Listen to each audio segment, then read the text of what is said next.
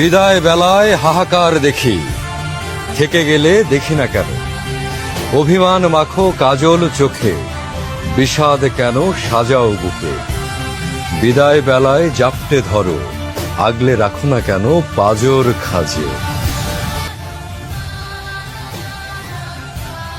হলুদ জার্সি গৌরব, সাম্বা ফুটবলের জাদু, আর মাঠের মধ্যে এক শিল্পীর তুলির আঁচল, যার নাম Neymar junior.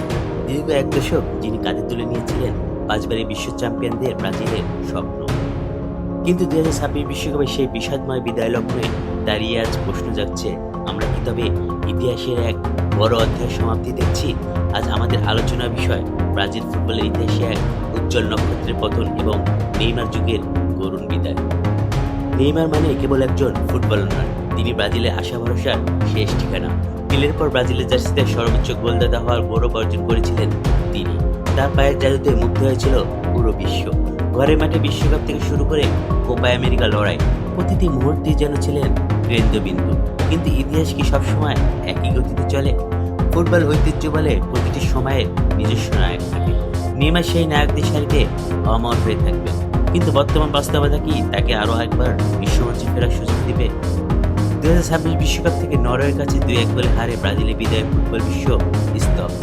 Coach Carlo Ancelotti যখন পরিবর্তনের ডাক দিচ্ছেন, তখন প্রতিটি ফুটবলের ভক্তের মনে একটাই ভয়, নেইমারের শরীর কি আর সায় দিচ্ছে?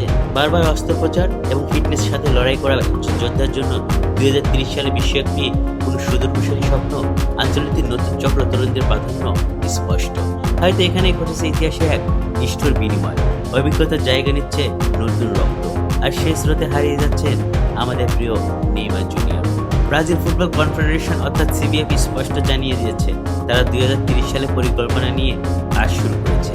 রদ্রিগো কাতালানের কণ্ঠে সেই নতুন যাত্রার রূপরেখা। এই পরিকল্পনা কি নেইমারকে বাইরে রেখে, নাকি নেইমারকে এক অভিজ্ঞ মেন্টর হিসেবে দলে রেখে নতুনদের অনুপ্রাণিত করা হবে? বাস্তবতা হলো, ফুটবল আবেগ এবং প্রয়োজনীয়তা সবসময় একই সমতলে চলে না।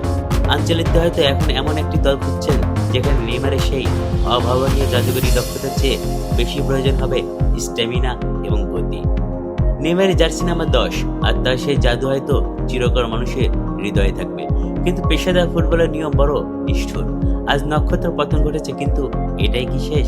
হয়তো একজন খেলোয়াড় হিসেবে বিদায় নিলেও তিনি থেকে যাবেন কোটি ভক্তের অনুপ্রেরণা হয়ে।